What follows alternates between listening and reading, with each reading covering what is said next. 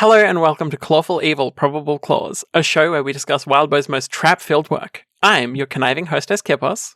And I'm your very villainous hostess, Vice Versailles. This week, we're interrogating Arc 3 Scrape with our special guest... Sengachi, or you can call me Sen. I'm an innocent bystander in all of this, and I just realized I was probably supposed to alliterate something with my name.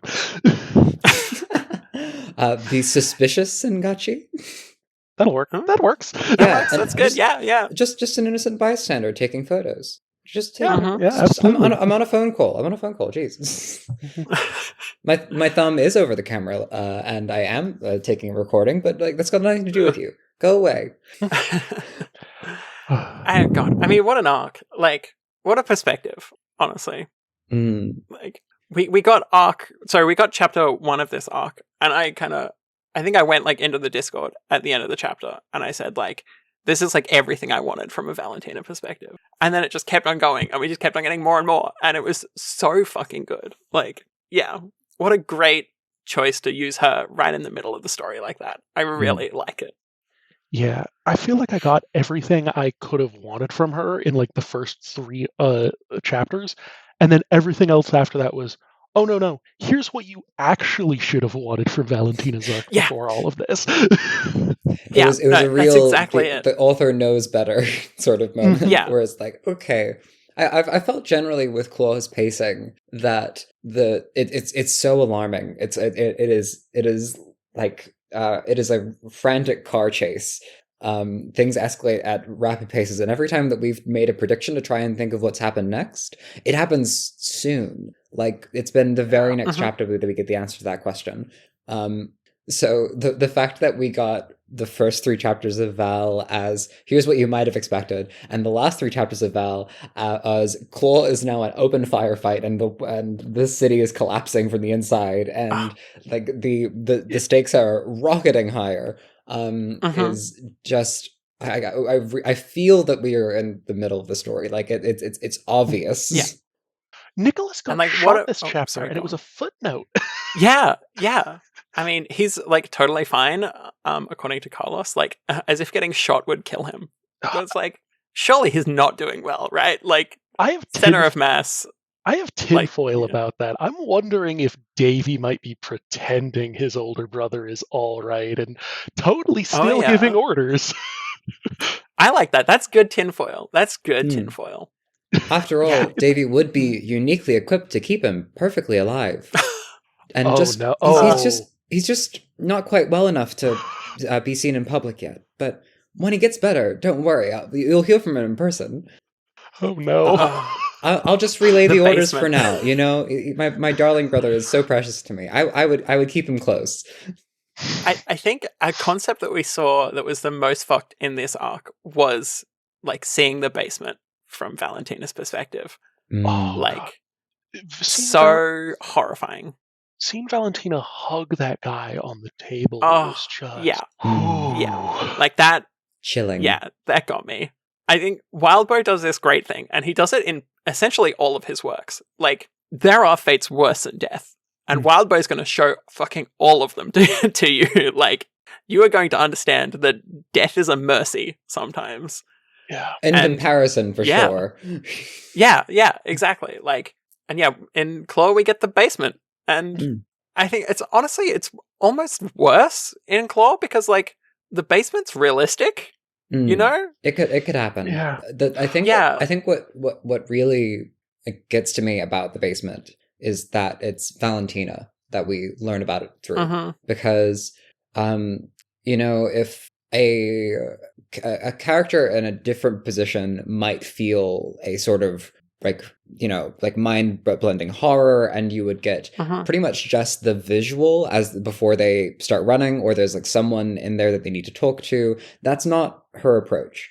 When we first met Valentina as she was running away, she centered with Mia that she was afraid of the basement, and that there was it seemed like it was a genuine possible threat that she would end up there. So when we first heard about it, it was as though she was just a frightened child trying to interpret something truly horrifying. It's in this arc that we learn just how much it means to her about her relationship with her father, and the sort of person that he is.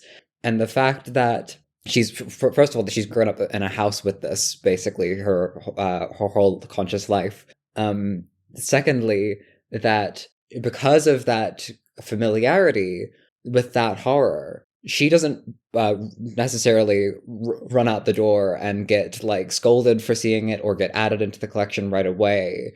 Instead, she interprets it, tries to place it into her world, and with curiosity walks in to give that poor man a hug, because that's how bad her position is in. It's an ornate approach. There's nothing about this that is normal. Speaking of the position she's in, I would actually argue that the real thing she's so scared about isn't just like the medical horror of what she was seeing, because we see in 3.6 she talks about how scared she is that if she ends up on that table, she's going to love her she's going to be forced to love her father because he will be her only source of intimate contact. And the thing is, I think the moment which scared her the most was the moment where she hugged the guy, and then he sighed and basically hugged her back. Yeah, but I think what scares her is how much that meant to her. Like, there's this horror around her, just something which she should be like gibbering in fear and running, screaming. But when she hugged the guy, it wasn't just for him; it was also for her, because that's how isolated she was. That's how much she needed any human contact. Yeah. And I think that's what terrifies her. Yeah, it's like the basement to her, like the idea of being in the basement is not that far removed from where she felt like she was at school. Yeah. It's just that the basement is that permanently. Yeah. And like the complete loss of agency. And like there's no chance like anyone will ever give her affection except maybe her father in his fucked up way. Like there's that quote from, I think, from 3.6, and I know we called it out last week in our episode on it because it's fucked. Like, you know, would he love me, you know, like if I'm his, like this? Like, oh yeah, there's not really words to put like how fucking horrifying that is. But yeah, like that idea that she's like horrified of the basement, but at the same time there's like a part of her that wouldn't hate it because she could feel like family love again. And on that stellar, that's the saddest bright thing. Note, let's get into the chapter summaries. Hell yeah, let's do it.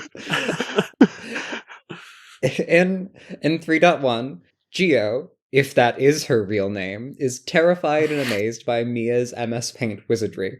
After confirming that Santa Claus has retired from gift-giving and chosen violence, Mia swears that Valentina is her daughter, which, after a proper mum hug, is fine by her.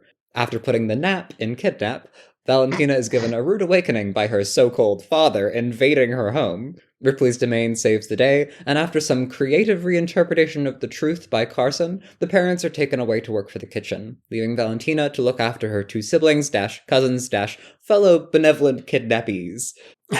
Yeah, then in 3.2, Valentina becomes a single teenage mother for a couple of hours before getting some help from another teenager that's just actually better at it than she is. They find Ben taking some creep shots of children at the school, but get reassured that he totally has a good reason for it, okay? Valentina then returns home to break a man's neck and asks Highland for some goddamn help. Yep. Highland sweeps in to clean up the mess, abduct a delivery driver, and pretend Valentina didn't just kill someone for the first time. Valentina learns to use Mia's system and takes her first tottering steps into crime. Then we get a flashback to her horribly alienating high school experience, and it all ends up in her slicing up Addie's face. In 3.4, Valentina learns the dark truth behind her past. Davy decided that she wasn't hardcore enough and paid Addie to traumatize her. After strategizing with her motley crew of a veteran, a hunter, a driver, and an angel, she and Highland have a heart-to-heart about philosophies of people and community and trauma and how they feel about Mia. Valentina then reveals to the Cavalcantis that, in the case of who was leading the attacks on their operation, it was me, Geo. In 3.5, Val calls soon-to-be father Nathan Mack about building some bombs, while simultaneously putting some of those same bombs to use, and brings Moses further into the fold by being a little more transparent with him. Valentina then takes Highland to get just one more gang, the two of them running face-first into a combined ambush from the police and the Cavalcantis. And this other gang, actually, as well. Oh, yeah. Valentina cleans up Hyland's mess this time as he bleeds all over the car and she does her best to steer. The two of them outsmarts Chekhov's gun drone to shoot it down and pause to let Hyland bleed in peace. They fall asleep, which is very sweet, and are then surprised by Carlos the crazy kitchen enforcer. Unfortunately for him, Valentina and Hyland are all out of fucks to give, and they stonewall him into leaving. And finally, with Josie's mom present in the house, Mia and Carson come home. It's so sweet. Yay. It's going to be such a wonderful homecoming that nothing bad is going to happen to Josie's mom. Not Definitely one bad not. thing. Yeah, I mean, I think 3.6 was such a perfect, like, wind down chapter for Valentina. It's like you get to the end of 3.6 and you say, okay, like that's the end of the arc. Like, that's Valentina's arc, and it was amazing. Yeah. But yeah, I really liked how Wildbow, like, very clearly, like, at least I don't know, it felt very clear to me that this was the end of the arc, because I know, for example, in Pale there were like several times where you'd read a chapter and you'd be like, is this the end of the arc? Like, I could see it going a little longer. I could see this being the end. But I really feel like in Claw, like, so, like, you get to the end of that arc chapter and you're like, okay, that's it, you know? I was a little bit wondering if 3.5 might have been the end of the arc, but that was only because I was thinking Hyland might have been the next character. Yeah, I think that is fair. I could see that going into Hyland being, like, 4.1 being Hyland after 3.5. Yeah, but if not for that, then yeah, it's obvious that there would be one more chapter, and then 3.6 was the obvious close. Mia and Carson, like, arriving home is the perfect time to close out Valentina and move on into the future. Yeah, I mean, what an arc. I don't know. We've already said that, but, like, such a good arc. It gave me so much more than I was expecting, because, like, I was just expecting to have this story about, like, Geo hunkering down and surviving and, like, managing Ripley and Tyr and kind of keeping them in the dark while Mia and Carson did stuff in the background and, like, found their way back, right? Mm-hmm. And we kind of got that a little bit, like a taste of it, but really most of it was Valentina and that, like, very core identity crisis there in this, like, barely controlled survival sprint spiraling into this only barely directed guerrilla gang war. Yeah, like, I really, we were talking about, like, the distinction between, like, 3.1 to 3.3 and 3.4 to 3.6, and I do think that's, like, the turning point of the arc is Valentina, like, going into that disassociative state and carving up Addie's face. And, like, that's really where it goes from, like, Valentina being very reactive and, like, just trying to survive and, like, get some help and, like, try and keep the kids safe into, like, we've got to be on the offensive. Like, we've got to attack now. I would argue in a way that the way they attacked was still very reactive, just a more violent form of reaction. Because, like, what she did with Addie wasn't terribly proactive either. It was reactive to trauma. And I think one thing that's worth noting is, like, shooting Nicholas? I don't think Mia ever would have greenlit that. That's just a recipe for handing Davy more power. But but at that point, it wasn't Mia directing this. It was a teenager with a hell of a lot of trauma and a bunch of adults who, it sounds like, probably didn't have the most mature upbringings themselves, and they're all just lashing out. It's all a whole bunch of people just really lashing out. Yeah, and I really love that because we got a fair bit into Hyland in this arc, like, especially throughout the second half again.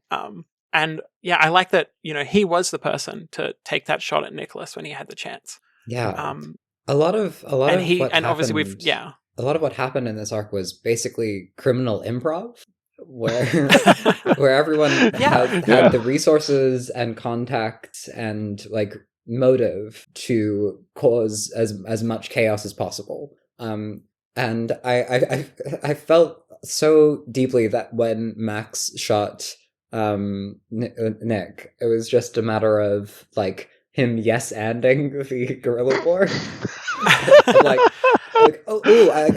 Okay, what if we shot the other mob boss? What if that happened? And then Valentina says, maybe that's not the direction I would have taken it in, but we got to run with the scene. And that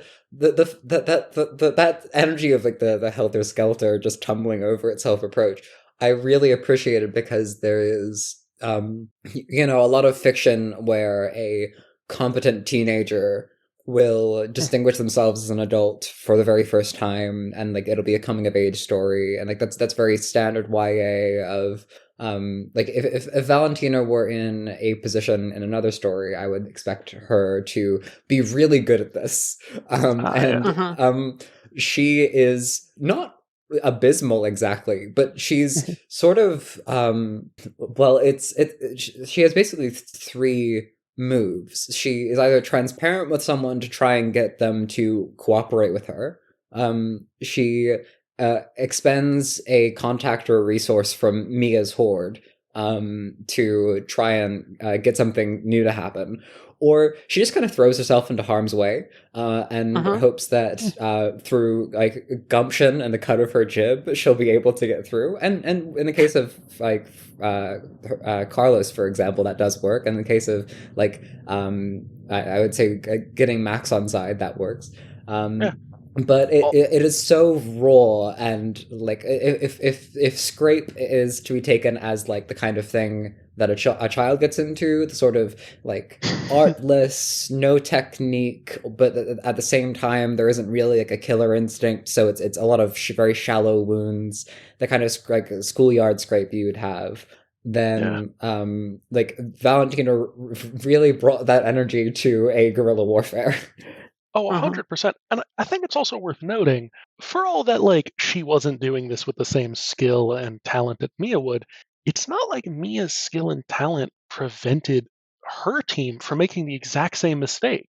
Like, the whole thing with how they had to, like, try to pull Bolden back and failed and killed the wrong guy. And this is just inherently messy stuff. You could almost argue in a way that just leaning into it and accepting the fact you are going to make mistakes and hoping you can deal enough damage to win before those mistakes come back to haunt you, you could argue that's just as effective as a strategy. She's a natural. Her father's going to be so proud of her after all of this. Davey's going to say, "Hey, your uncle is dead, and we could really do with a new leader for his operation. Do you think maybe you're ready for that?" Yeah, I'm just not going to have time to like personally oversee the torsoing business now that I'm running the whole gang. I really need someone to manage the basement for me. Absolutely not. I'm proud of you, kiddo.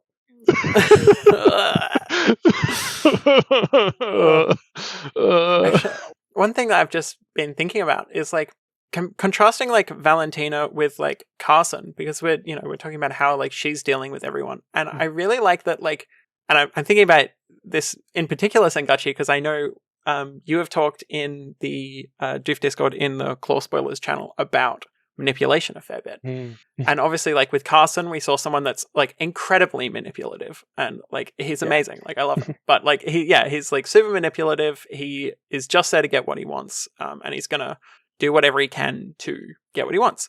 And I really like that with Valentina, like she basically doesn't have a fucking manipulative bone in her body. She's just thinking like, how can I make this person like trust me? And instead of like, someone like Carson would, position himself in the right way and say kind of the right thing, but not too much information. Like Valentina just has to go like, okay, Moses, I'll just tell, like, I'm just bringing you in. Like, I'll just start telling you like all the things. Well, she's a child. Well, the whole thing about like, I can't remember where I first saw this, but I saw like some quote saying like, what a remarkable, wonderful thing that like human babies cry. That in a world so full of predators and dangers, our first instinct when we are like in pain is to ask for help, because over millions of years, our ancestors have consistently given that help. And that's what she's doing. She's a child coming to people and saying, I need help, and getting it in a hellish environment. But like, it works on the bomb maker, it works on not everybody, but it's gets not far just me with and a lot Carson of who see a people. kid. Oh, sorry. Continue. Yeah, I was saying it's not just me and Carson who see a kid and feel compelled to help them. Yeah, I think it was really, because almost every like character that Valentina interacted with directly called out how young she was. Like we were just saying, like the bomb maker Nathan, like he asks like, "Oh, you sound quite young," and then she reveals, in the next conversation that, she's actually 16, and he like almost like has a small breakdown about it. Like he feels horrible that he wasn't able to like help the world to put her in a good place, and so he wants to help her, and he wants to try and help the world in his own way, to make the world better for the next generation of I do think like looking at her youth and like how everyone interacts with her youth, because like we see like from the Ledbetters, how they hear the the youth and the naivety in her voice, and like they immediately move to take advantage of it. And there's like a few moments with the gang member or police officer at the end. I'm not sure which one it is, but both really. Where kind of he notes like how young she seems, and he doesn't like move to do anything positive about that, but he just continues to like react to her very negatively while talking down to her. I think it's interesting. I think the like necessary angle to take when we are as we get into this is how Highland in particular interacts with that, because the sort of the last thing that we got primed on with Highland going into this arc before Mia and Carson were taken was that Highland was raised to be the soldier that he is, and then became very disillusioned with being like that sort of armed warfare. Became more politically conscious, became more aware of like that the thing that he had been raised for to try and do was not a reasonable expectation, that there wasn't someone to just shoot to kill to save the world. As he was revealing that to Carson, Carson was considering the ways to manipulate him, and like experiencing it through the lens of like, are you a threat to me? Have you turncoat? What is your intentions towards my wife? Like there's layers upon layers there. And then that same man is for Mia. For that same man for Valentina is this pillar of support. Someone that has a like definite stance on what it was like for him growing up, and is now like taking an active role in trying to make her childhood better, because he has some deliberate empathy there. So if we're going to talk about especially within this arc, I want to hear everyone's thoughts about Highland. Sangachi, you go. Yeah, well, I was gonna say my thoughts about Highland are kind of like fundamentally tied into like larger thoughts about the story, just with how lonely he is. Like I know the two of you called this out in previous episodes, like how Bolden is like could easily be this like do-it-yourself badass, but then he's horribly lonely and has horrible self-esteem and has like gout. Like gout is a very easy problem to address nowadays, right? And this just feels true for so many characters in this story, in like on the criminal side of things. And like Highland is just so alone. Mia and Carson, until they found one another, were so alone, and they found one another very much by chance. Neither of them were looking for that kind of thing, right? It just feels like a story of all of these people who are hyper competent and incredibly effective and have no emotional defenses, like none. Because that's really what's happening with Highland here, right? Like his closest relationship is someone who was trying to hide herself from him and accidentally had to reveal a little bit more than her operational security would have wanted, from what I can figure out of the timeline was 10 years ago. It was it was a long time ago, and presumably hasn't contacted him since then. Like like he's so sad. It's the kind of thing which like in a different character could be like creepy and off-putting, but in him is just indicative of like this deep, like hollow well of loneliness. He's just got nothing else to fill it with. It's very earnest. And like he's earnest, and he's yearning for like a connection. And it just happens to be like the only person he's found that he could feel like he has a connection with is someone that's also like on the fringes, doing their own thing by themselves. And yeah, like it's so sad. Within this, I do really think. Sorry, I just picking up on the note about how long it's been that he's been dwelling on this. We're talking about characters that are very lopsided in their development, that they have great skills, but they have like unaddressed weaknesses and shortcomings. I would not be surprised to learn that Max, once he got resettled, didn't do anything. He just turned on the TV, kept updated, and probably kept in, like, definitely seems to have kept in shape, and pretty much entered stasis. So this is sort of a dream scenario for him, because we're not hearing anything about how, like, there's a life he's left behind, or like something new that he was especially keen to do. He's not been protecting that at all. He's been right back into the job, because the job is really all he has. So yeah, well, like, that tethering to Mia so firmly is very, like, it's one splotch of color in years of blank space. Well, we heard from Moses, like, how he talks about to Valentina about how, you know, when he got that new lease on life, like, he just went out and he, like, lived and, you know, did crazy shit and, like, got into some trouble with the police and stuff like that. And I really feel like, yeah, like, that's just the opposite of what Highland did. Like, he got this new chance to be a new person and, like, live a whole new life. And he's just sad. He just didn't. He doesn't do anything with it. He seems like he's been basically waiting for the day that Mia calls him back. Yeah. Well, and that's so sad. Well, this even ties all the way back to 1.1, where, like, Mia and Carson had this horribly impersonal and, like, non-compassionate demand, like, way they demanded that their clients just cut off their past, and Nathaniel obviously couldn't do it, right? But it makes me imagine Highland going through the same thing, and just, I can see him even saying to them, like, who would I contact? Who would I care about enough to do? It sounds like if he has to change his whole life again, it's not going to matter to him at all. And I wonder if it even mattered to him the first time. Because he does talk about his family, but, like, he talks about them in terms of, I am distant from my family. He talks about them in, like, this is how I was, like, these are the, like, things I was raised with. But he doesn't talk about, like, love or connection or anything like that with his family. It's just, like, here are the values that they talked about. Yeah. No wonder he's great for Valentina. Highland is a depressing character. No wonder he's great for Valentina.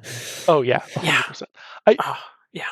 This is absolutely treading on some promises Vice Versailles made, but it makes her commentary about, like, the whole, like, throuple thing just so compelling, because you want Highland to get a good ending, and I can't see any way he gets out of this with any kind of meaningful connection unless he's somehow tied to, like, Mia and Carson. My arms are folded and I am fuming. And I will have you know that even by the most liberal and restrictive interpretation of my oath, I am now welcomed back upon the sea. The wind is in my hair. The salt, the smell of the brine. It's fantastic. To be upon the ocean blue once more. And I will have you know that any such discussion we shall get to later, because I'm a patient woman and I don't mean to disrail the conversation. I mean, I do kind of see, like, his future being like what we saw in 3.6, where, you know, he's like, oh, I'm Valentina's, like, stepfather. Yeah. Like, that's kind of the relationship, I think, going, like, if he survives the story, okay? Like, if all of these characters survive the story, like, that's the kind of relationship I view Highland having with the Hearsts. Really taking found look, they're not going to be called the Hearsts. Whole extra level. But like close friends, like godfather of like Valentina kind of thing. Speaking of Valentina, so we've, I think, mined Highland pretty dry at this point. I'm kind of curious. The two of you have talked a lot about Valentina over these arcs, but did you have any, like, overarching thoughts about her, like, growth from beginning to end that you wanted to get off your chest at this point? I think I have a big one. Yeah. Um, she describes this condition of like with especially with Max. It's in their conversation about I believe it's their conversation about Mia after Addie's after the scrape with Addie and she describes this fear that she's just a shadow being cast by a bunch of people and that she's not really her own person. And to that, Max says you can cultivate that skill. You can be deliberate in how you reflect people. And there's that core fear that she is becoming her father. That she is going to be either side of the torso hug situation, someone that is so desperately in need of intimacy that they will take it from someone that has no choice but to provide it, or being someone that has no choice but to provide empathy and to like it because that is the only place they can get it. And she is afraid of getting into that equation, and so almost valiantly, in my opinion, she spends the whole arc just like with taking a stick and just impaling any possible resemblance after the Addie encounter. She just tries to make the way that she runs the operation very different from her father. And I do believe ultimately that when someone is trying to distinguish themselves from someone they don't want to resemble, they sort of express themselves in their terms. Like if you I'm thinking especially of friends that like were raised religious and their first manner of acting out was to, within the framework of that religion, be sinful. And like they go out and do the opposite of the values that were set for them when they were young. And then only after that do they then synthesize from both experiences a new perspective. And I think it's toward the very end that we start to get there, where she is with Josie's mom and sees Ben, and her first solution is just throw so much information at him that he will recognize that she's not the priority. Yeah. Actually, speaking of what you mentioned, though, where you talked about like those friends of yours would act out in the context and framework of like what their parents' religion defined as sin, right? Mm-hmm. I think we literally see Valentina do that because it seems like the Crazy Kitchen is at least nominally Christian, or at least has like Catholic. or Catholic. Thank you. Yeah, they are at the very least nominally closer to conservative Catholic values, right? And when she tries to, I'm not sure if seduce is the right word, when she propositions Carlos. Yes, makes a very ill-advised pass at Carlos. That's not just an attempt at whatever form of intimacy she could get. That's also acting out very directly in the context of what would be sinful, literally. Yeah.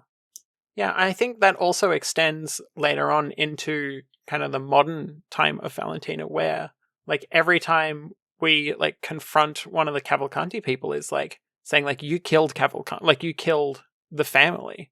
And and when she is acting out, she quote unquote acting out. It feels mean to say acting out. But yeah, like she's going against like this very classic like mobster thing of like you don't fuck with the family. Like she's greenlighting them to fuck with tradition, like to act out in a way that is very antithetical to like how she's brought up and like her parent, like her dad's values. Yeah, well, we see even from Carlos this notion of like this notion of like filial control. Like he takes it just totally for granted that if he has a kid, and first of all, I'm only gonna have sons, but like if he has a kid, they are going to grow up within the Crazy Kitchen values. And he doesn't even recognize that, like, Valentina is telling him, this is how horrible my father had to be to me to try to make me into the kind of person who be part of the Crazy Kitchen values. It doesn't even, the connection is not even made for him. This is what bringing my child up that way would entail. I would have to do this to them, and that it's just this automatic notion of of course my child's going to be a good member of the Crazy Kitchens and like have all of the necessary traits which would make them like an effective enforcer. This is the way. Yeah. That conversation with Carlos was kind of, I mean, it was brutal in a way because it showed how just kind of like deeply within that family mindset that he is, and how willing he is to continue to subject like the future generations to this horrible system. It is fascinating how we're talking about it very much in that sort of programming sense of someone has had values downloaded and is just behaving without really any questioning or engagement with those values. So like when Carlos is confronted, he can't look at the photos. And he just responds with aggression whenever that possibility arises, because the what they would mean if he did see them would be that he would have to interrogate his values. And too much would have to move about who he is and what he's doing and what he expects from his future for that to be nudged. So it's self-preservation to respond as aggressively as he does. But within that, I just want to touch on this note because we did cover it last episode, but this is throughout the entire arc. We see it with Josie, we see it with Carlos, we see it with even the Angel of Death, we see it with Moses. There's such a sense of Sonder in this arc where every person is a person. There are all these lives that are sprawling out off screen, and the places they make contact with Valentina are fascinatingly vivid, and that sensation of not only being able to recognize that someone else has a full human experience, but also be not at all privy to it and have very little connection with it, really helped to like engage with Valentina as a child character, as someone who can't just like put people away into boxes and like move them out of frame in her own head.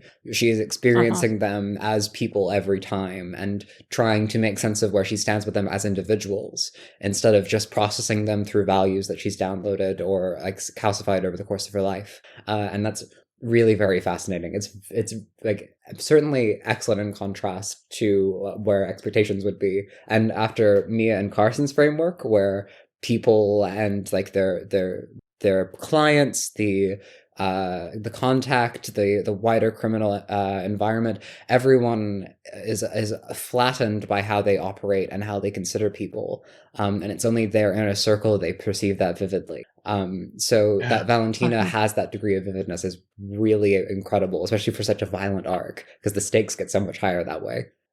Yeah, you know, early in like the arc 1, I was thinking of this story as like Wildbow's best description of like best adult story at showing like a very adult perspective. This arc makes me think it's also his best teenage perspective so far, because this is an amazingly good picture of how vivid and intense these kinds of family struggles with can be when you're a teenager, and it is literally your entire world. It just, I don't know what else to say about it. I think it's such a good picture of what it can feel like when you've got like an abusive parent and you're trying to figure out what to do about that and what to do about the values and how they isolate you and how rapidly things can escalate to violence when you push back. That's Valentina's experience. Yeah. I really, because like obviously we see that a bit in 3.1 where she's constantly thinking about Mia as that clenched fist, ready to strike her. Because that's kind of what, like, it's not quite what Davy was, but like with Davy, she was always worried about the moment that he just flips, like just like that. And he goes from saying like, Gio, like, sweetie, it's going to be okay, into just like, Giovanni, like, stop fucking around. Like, you're going to do what I say fucking now or else. Yeah. And like, obviously then, she thinks about Mia like that. Like, is Mia going to be the same because she's so tense, she's ready. She looks like she's ready to snap. And then we see it again in Highland where I think we've mentioned a couple of times, like with Highland, like how okay he is at just getting fucking angry at her. Like when she does something that's fucked up, or when like when she does something bad, and he's just like what the fuck were you doing? Like, and like yelling at her, and like obviously it's not pleasant for a child to be yelled at. But for her, it's like it's finally someone being open with their feelings instead of hiding it and like, you know, being the clenched fist rather than openly like being like I'm frustrated or I'm worried or whatever. And finally Highland is like I'm fucking angry, you know, like. Well, that's a really good point, because touching on my own experiences with a horribly abusive father a little bit here, this is, I think, something people don't necessarily realize, which is that parents who are abusive in like overly punishing ways, you don't even get the benefits of like reasonable consequences, because what causes the consequences to happen or not is totally independent of whether your behavior is appropriate or not. It is entirely dependent on whether or not the abuser is hassled by your behavior or how they feel in the moment. None of it's about whether or not you are behaving appropriate. It's whether or not you are behaving the way they want you to. And Highland, you're absolutely right. Highland feels such an important need for Geo here by being a person whose negativity is directly tied to whether or not she's doing right. If she fucks up, she will hear about it, and she will hear about it because she fucked up, not because Highland is just arbitrarily pissed. It's really good. I have really liked seeing. I don't know. It feels horrible to say I've liked seeing Highland get angry at her, but like I have. Like I think it's been really kind of good for her character to be like to have an authority figure. A welcome change of pace. Be honest. Yeah. Like that honesty is just something that, you know, as much as like Mia and Carson were like trying to do what's best for her, like they're not honest about their feelings, you know, and. You could say for Mia, like, she can't be honest about her feelings a lot of the time because she is not always directly tied into her feelings in the same way where she understands them. But, like, having that honesty with Highland, like, where he is comfortable saying, like, what you just, like, cutting open that girl's face was fucked up. Like, this disgust, like the action you just did disgusts me. And, like, I'm angry at your actions. I'm not angry at you as a person. Well, it takes a village to raise a child, because me and Carson wouldn't have been in a position to do that. But their distant acquaintance, the self-proclaimed not super soldier, he was in a good position to give her that feedback. He's not a super soldier, he's a superb soldier. Yes. That he got a B where the Captain America is getting an A, where A stands for America. Speaking of which, if we've wrapped this up, there was something I wanted to say about Valentina cutting on Addie's face, but I only wanted to go there if we're done with this part. Yeah, I think we're happy to move on to the next section. All right. I have a somewhat spicy take, which I think is pretty contrary to what the two of you took away from this scene. I think Addie's lying. Fully and completely. I don't think Davy had anything to do with the debacle at school. Wow. Well, so, that's interesting. Yeah, so without going into too much detail, all of Wildbow's works have deep themes of unreliable narration. And a hiccup some of them have had in the past is that it's not always 100% obvious to the audience that the narration is unreliable. And you will sometimes get a fandom congealing around. Don't you see the citation that it says right here in the text that something that's wrong? It's said right here, so it must be true. Exactly. But here, what we have in plain text is this quote. Highland says, "My recommendation," he's speaking to Addie, "tell her what she wants to hear." And then Valentina says, "Tell me the truth." And Highland's response is, "Sorry, you cut someone. You have them chained up. You don't get the truth. She'll give you what you think she wants, what she thinks you want, or she'll say nothing and maybe you cut her again." And the thing is, especially in this story, which is this deeply tied into like all of the modern fucked up stuff, specifically into 9/11 and the United States reaction to that, I don't think a torture scene where somebody tries to get information from somebody with torture and is told by a soldier, torture doesn't work, you aren't getting the truth out of her. I just don't think Addie's telling the truth.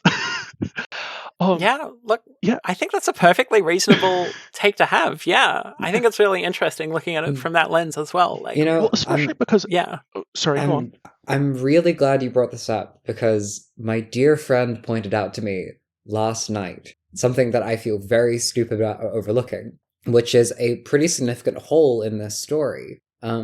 If we take Addie lying and run with it, we have a pretty good piece of evidence for it, which is that the campaign against Geo that made her into a public martyr and made her out to be a member of a crime family, pretty openly depicted the Cavalcantis as being a crime family. Which why would Davy willfully and knowingly put on all alerts, like project out into the world, make it public knowledge that the Cavalcantis are criminals? Because there's something to be said for he's controlled a lot of he's started to place himself in the police, and there's a degree to which he can control the law enforcement. But how is his position so confident that he can make a motorized AI supported machine algorithm for lambasting his daughter about his business? Doesn't that destabilize any part of his operation? Isn't that an incredibly risky maneuver? Yeah, if I remember, I think Addie said something implying that something was already about to leak, and they decided to quarantine it to Davy's family. But you're absolutely right, and I think the thing is, everything Addie says here. Well, okay, first of all, we know Valentina fixated on Addie. We don't really have any strong evidence that Addie masterminded this, other than the fact that she smirked at Valentina once. For all we know, everything about Addie's role in this, all of it, is totally in Valentina's head. She might have been part of it, but Addie might not have had any special, or if she did, it might not have been personal. She might have just been passing on the goss or thinking about her social status and not really or just thinking about oh shoot, I'm dodging a bullet by if I throw in on this, maybe people will be less likely to think about my own family's gang connections, right? We have no reason to believe that she has any special place in this. All we know is that she got locked up for being part of this gang, and suddenly her fucking cousin is cutting on her face and trying to carve her eye out, convinced that she is responsible for all of this. Nothing Addie says along the lines of, I didn't do what you think I did. None of that's going to work. And also, claiming responsibility is not going to work either. So she has to say, okay, there has to be a bad guy, and that bad guy has to be bigger than me. Oh, I'm going to make it all Valentina's father's fault, because especially, how's Valentina going to check? Yeah, and knowing that Valentina is with the people that kidnapped her and not with her father definitely kind of gives evidence of okay, she's not she's probably against her father, she's run away or something. Yeah. So yeah, he's a convenient bad guy for the story. Yeah.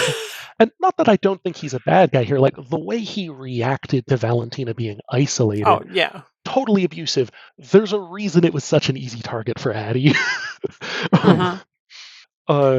He's a horrible person, but I just think it's possible he might not have done this specifically. I definitely think... that's so interesting. If nothing else, I think him paying Addie to pay other people at the school, I think that is flatly a lie. I cannot imagine a scenario in which a high schooler gets offered money to help pass around gossip that somebody's part of a crime family and doesn't have the combination of being insightful enough to realize this is a bigger story than the crime family, and be teenager enough to not realize I could get in some real trouble if I blow this lid. Yeah, someone could come at me with a box cutter or something. Yeah, Yeah. and also I just don't see that as being necessary. You don't need to pay kids at a school to get them to spread harmful gossip around somebody who's now an outsider, especially when they think they have a That's legitimate true. reason. Yeah. Yes, that's I don't want like I don't 100% believe this. Like this is not my headcanon, Mhm. but I can definitely see it. Well, that's the And terrible. it's like it's a perspective I hadn't considered. Well, I think that's the terrible thing about it. We might never know. This might be Yeah. unanswered for the entire series. We might never get an answer to this one. Yeah. But I definitely think that because that framing of like, she's gonna give you what she thinks you want to hear. Like that's something that stuck out to me, as someone that has done like some research into like things like torture and stuff. Like that's just kind of how it works. Like people give you what you want to hear, what they think you want to hear. They don't give you the truth because the truth is not necessarily going to help them. Yeah. But what they think you want to hear is what's going to help them. And so I pulled out that sentence when I did my live read and I commented on it. And then and then I just kind of believed it, which is probably probably a mistake. Well, this is the pernicious thing. Like, and hell, this ties into the whole fact that this story is an extended commentary on like post 9/11 United States to some extent, which is you can know that torture doesn't work, but if a newsreel or like a court case trots out a confession from somebody, it still has weight. Even if you preface it with this person was horribly tortured for 3 weeks beforehand, somehow it still has weight. It works. Yeah. Actually, I'd love to build on that point in particular, because one of the things that is certainly more something we get to see in Arc 4 as it's been unfolding, but something that's being prefaced here, certainly with the end of 3.5 and the Cavalcanti police combination attack, is the sort of legitimacy of institutions that have monopoly on violence in order to translate things like torture into something like a confession. There is this all of the criminal activity and wrongdoing that is happening in the story is happening under the condition of there isn't actually a higher justice to go to. That institution is falling apart. That's part of the problem. So like when wondering things like how is Valentina going to serve any sort of time or recompense for attacking Addie? Is there going to be any consequence for Addie? Could there have ever been any consequence for Addie besides Valentina attacking her? There is no higher justice that would be delivered or that can be sought out here. People are taking it into their own hands again and again. And when we're analyzing the morality of the decisions being made, but we aren't able to fall on that context anymore. So we're left with the question of much more, I would simply say, fucked up questions of like, did any part of what Valentina did to Addie, was any part of that justice? Did in any way did that help? Was it something that Addie could have deserved? I would probably say no, because it certainly seems like the central factor in their lives at the moment is Davy. And even if Addie is telling a story where Davy is more at fault, he still put Geo in the premise of the position to like, you're being raised by a criminal overlord. I'm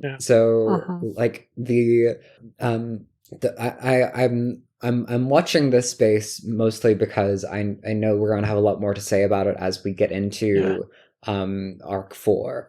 But certainly from in the thick of it here, it looks like there's no such thing as justice. Yeah. Well, that's a really good point, because for all that Highland called Valentina out, and correctly so, is the rest of what they're doing really any different at all? Like, I know he and Valentina want to get Mia and Carson back, and this is a means to that end, but everyone else involved is just hitting back at the Cavalcantis for hurt they were doing just as surely as Valentina's lashing out over the emotional harms done to her. Yeah, I do think there is a slight difference, I think, where some of the harm being done to the Cavalcantis will result in harm reduction from them to others. So there's a part of me but then that's also, I think, like abstraction. Like, obviously with Addie, it was not abstract. Like, Valentina carved her open, and it was incredibly visceral, and it was kind of brutal. And then, when we're seeing like the hitbacks at the Cavalcantis, it's very abstracted. It's like bombs planted. It's people brought in to do things.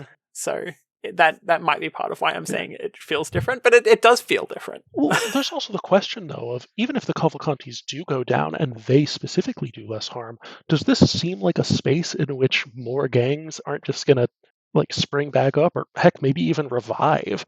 And the police are just going to find another group to do their dirty work. If it's harm reduction, it's harm reduction which is only going to be successful if it's followed by some kind of more comprehensive cleanup and replacement. I'm not sure if the Claw universe is getting that at any point. At any point soon. No. I my favorite part of Claw was the epilogue where we got the gun drone perspective after its AI went rogue, and evolved to such a point that it just invented world peace because it wanted to shoot the real cause of violence, so it shot poverty. Hell yeah. The only winning move. Hell yeah. The only winning move is not to play. Yeah. But actually, before we move on from this topic, just one last quick thing about the torture which occurred to me. I think we actually have another example in the story of torture not working, which is Davy doesn't get all of the communication information he needs to successfully imperse Timoteo to Mia and Carson. He fails to do so. They failed to clock it because, ironically enough, Mia was not paranoid enough. The one time. But even so, we see the torture, the best torture. Like, this guy does this, like, he gets this professionally done down to a science, and he doesn't manage to get enough accurate information out of Timoteo to do the very thing he, like, torsoed Timoteo about. What's that saying? Like father, like daughter. If you can't get a scalpel, store-bought box cutter is fine. All right. Anyways, I think we have successfully mined this topic to completion. So what's next? Did you want to talk about the gun drone? Because you've written something down about it here. So I wrote that before I managed to finish up your most recent episode and realized the two of you have already talked so much about Chekhov's gun drone. Oh my goodness. Yeah, basically all I can really do is echo like both of your feelings on the matter, which was that it just wait, where are my notes on this? Oh, there they were. The whole thing just felt horribly, like, coldly real. Like, this is a real technology that's on battlefields right now. Like, you mentioned like the eerie way like it fired the gun and like backflipped, right? That's a real thing gun drones do. Like, that's a real thing. They don't have strong enough motors to handle the recoil, so they just fire and then like recover. That's just how they deal with it. The whole thing just felt horribly real in the sense of it is absolutely a real thing which can and does happen to people, that they get targeted with gun drones and hunted down with no way to communicate with it or no possibility to interact with a human to even plead for their life. And it was just and just the whole time, like, I had no idea how they were going to deal with it. Like, none. Like the eventual fake out with the couple like with the cup holder and then realizing they could like mask the gun's profile was great and horribly relieving, but also very insightful because like, especially when in recent like this last year, ChatGPT, which is not an AI but is marketed as an AI, and other like generative algorithms that produce something that appears to be art. The through line between those two is that they're not actually intelligent, they're predictive.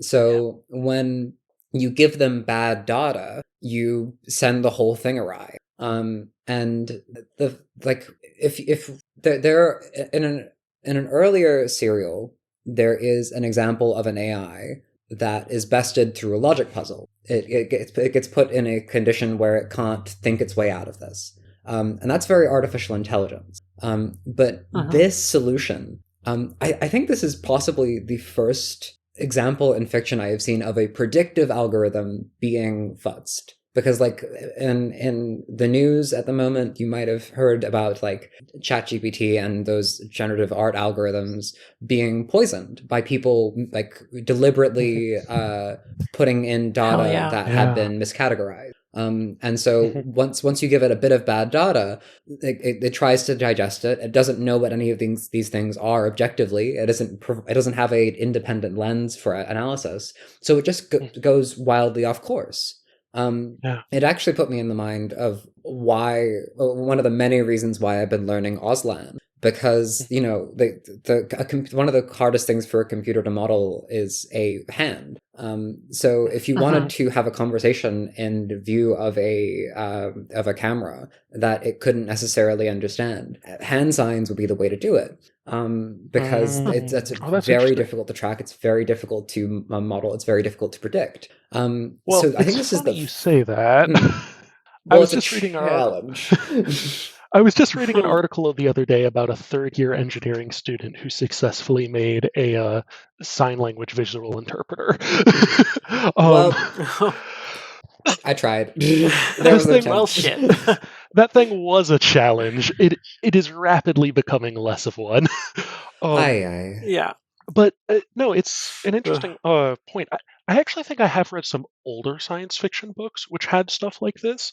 But it's interesting. Until you mentioned it, I hadn't quite realized we'd kind of moved away from robots being susceptible to that kind of thing as a matter of course in fiction. Like it kind of became like staid and like old-fashioned and like, oh, you're thinking of them as too robotic. You're not like taking their sci-fi like extent of possibilities of what they could be. But now we're at a point where we've come full circle. This stuff is starting to become like, or at least facsimiles of it are becoming like a real world technology. And so suddenly the really simple, like blunt force ways of getting past their software is back in vogue now. It's kind of funny. Yeah. Beating the machine with a cup holder. Yeah. Kinetic maintenance. Good stuff. Yeah. Well, it's kind of funny. That doesn't just work on machines though. Like when I first read the passage at that point in time, I still thought it might have like that there was a possibility it could have been like being piloted by a human. And actually, her bringing that up was what made me realize, oh God, no, this is really a full AI. Like there is no human piloting this. Somebody just pointed at their car and forgot about it, right? But humans can be fooled by that stuff too a little bit. But the human would also have like been able to register the rifle with the sweatshirt wrapped around it.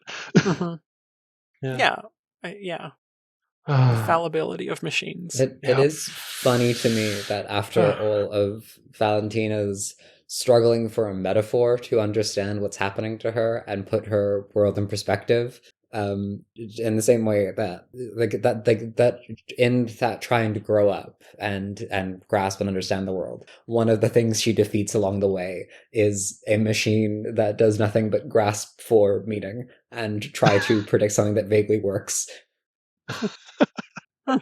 Yeah. Well, all right. Do we want to talk about some themes? Yeah. Actually, I have a theme I can seg into from there. Pointlessness. Speaking of like the machine not really actually having like a coherent internal view of the world as one that has meaning.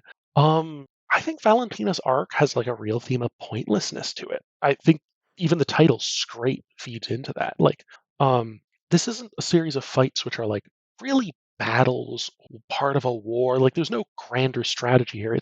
These are scrapes with all of the pointlessness implied by that, right? Like none of the criminals except Mia and Carson like seem to be happy or fulfilled. None of the far-right political violence in this story is building anything. It only destroys infrastructure to gain power for power's sake, right? And Valentina herself barely has any end goal beyond surviving from one moment to the next, right? And there's even the thing I brought up earlier about how, like, shooting Nicholas is not something Mia ever would have greenlit because it's not part of a grander strategy they're trying to push the Crazy Kitchens into. It's just shooting whoever's available. Yeah. It's seeing a target and taking the shot. Yeah, the previous 2 arcs were all about the point. It was all about why they are doing this and building something better. And then all it took was this little nudge, and all of that stuff that the 2 of them spent a lifetime building, it's all come crashing down. Heck, even Mia's health, like the thing she was so carefully building up her entire life. For all we know, all of Arc 3 has been spent with her basically like in a neurological crash state, right? Yeah. I wouldn't be surprised. Like, yeah, like we saw how bad she was just before she was taken away, and like Arc 3 does not last very fucking long. So yeah, it makes me wonder what we're going to see from here on out. If we are going to see like some of that justice you mentioned, if Claw's ever going to get that, or if it's ever going to get anything built out of it, or if the story is just going to be about, well, some people tried to build something and then it collapsed into nihilistic violence real quick. That just be how it be sometimes. Yeah. It's a thing you can tell a story about, that's for sure. I certainly hope that there is a thesis of this where people get out alive and build something back. I hope so, yeah. But it would be nice. It's not looking great at this rate. I think within pointlessness, the character that like stands out for me is both Max and Spence Bolden, because the 2 of them. Okay, I see what you're like. Sax. Fine. No, go on. Fine. No. I shall cross the ocean blue. The wind is in my hair. I doff my captain's hat to you. I've got like the full get up on, the really tall boots, the puffy trousers, and I will spin the wheel. We will hoist the sails. I'm on the rigging. To adventure awaits. So here's why I ship Sax. Thematically, if Claw is about the pointlessness of clawing for just trying to scrape by, of clawing for a reason to be and something to live for and stability, all of that, Max and Spence don't have that. They're scraping by. The things they have in common is that they are very good at scraping by, that they are very dangerous people, and they have very little reason to scrape by. There's nothing that they're fighting for. And for Max, it's this big sense of disillusionment, where philosophically, he was raised to believe that he was cultivating skills to defend something that matters, only to find that it was an Ouroboros, and that he was basically just pointing a gun into someone's back in a great circle of people pointing guns into people's backs until eventually someone would point it at his head. The complement to this is Spence, who Bolden fought for the right to have a home, a sense of belonging. He and what did he get out of it? He got a place with no people in it. And the 2 of these men are deeply lonely. And I just sincerely believe that what they are looking for is companionship. Where Max immediately is talking about Mia, and he's trying to be good for Valentina, where the moment that Spence is injured, he is belaboring to Carson about just how awful things have been for him. And he cites specifically that the reason he doesn't want someone in his life is not because he doesn't want someone in his life, but because he doesn't think he deserves it. He thinks he's too saturated and profaned by the life that he's led to inflict himself on anyone. Except That still gets me. It's so sad. and like imagine if I Spencer just died then, right? Like Oh, Bolden oh no. could have just my perished from heart. his wounds, but Carson, because Carson is a king among men, Carson took the time to give him medical care, then got him to the Angel of Death, and now Bolden is alive, but he's also dependent. He fought so Ah, hard to have his own place in the world and to be all on his own, but now he needs someone. So yeah. the thing is, like in all of this equation, I think he always wanted company. He just didn't think he deserved it. He didn't think he was in a position where he thought he was inflicting himself on people. But Yeah. now he needs someone to help him because he's in recovery. And he's in a position where like he's spending a lot of time around the Angel of Death, and we don't really know much about her. But we know that he's trying to get around this like he's coping and living with this mental block of I think I should be alone, maybe with some chickens, that would be nice. And I just think that Max very neatly fits into that yearning. I think that whenever I sit down for shipping, well, the reason I enjoy it is because I think there is something very constructive about love, and I think in all the forms that it can take. And you go through all the Greek varieties and then some. I'm particularly fond of compersion, which is the love of love. Big same. Like I love love. That's me. I see a lot of value in how the various forms of love and care can build something. And if we're talking about pointlessness, I think in a very real way, a pointless life is a loveless life, where there is nothing you are passionate about, nothing you are trying to create, and no one that you're doing it for, whether that's a family member or a partner, a peer, any of that like social community. If a human is a social animal, then the ultimate form of pointlessness is to be loveless and have nothing to do anything for. So Yeah. if that's sort of creates a jigsaw situation where people can fit together to satisfy that need, then I just see these two people as two ships in the night that should really board one another. Oh, that's And that's why I ship That's Sax. Okay, it's not. It's coming from a very like I'm looking at these characters and I'm engaged with them and I want good things for them, and I think a good thing for them would be each other. yeah. I mean, Look, I I like it. admire your passion for them. I love love. Uh-huh. Yeah. Also, though, to tie this back into the themes of the story, it's interesting how both of them were used up and discarded by society in a way. Like Max was raised to be a soldier, to give his life, to give his mental health, his well-being, his physical health, everything for fairly pointless warfare, right?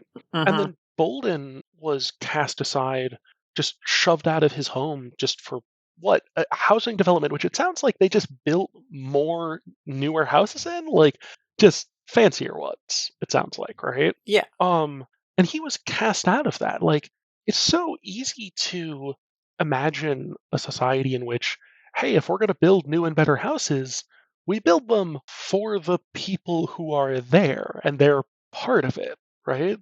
Or to even imagine a society where if you must have soldiers, that they aren't disposable, right? That they have community, that they talk with other people. Yeah. Like this is something which really struck me. Uh there's a book called Trauma and Recovery by Judith Lewis Herman. It's a really good book about trauma and recovery, right? But one thing which gets discussed in it is that the degree to which people are impacted by PTSD is not just a function of the degree of trauma they experienced, but it is then multiplied by the societal and interpersonal response they get about it. Someone can experience some of the worst horrors the world has to offer, but with a good enough support network, it can be managed. To the point where even a relatively minor trauma with a society which is blaming and isolating about it, it can be just as bad as a better handled serious trauma. And one place where this comes up is very clearly in psych profiles and demographic data we have about soldiers coming back from various wars in the US.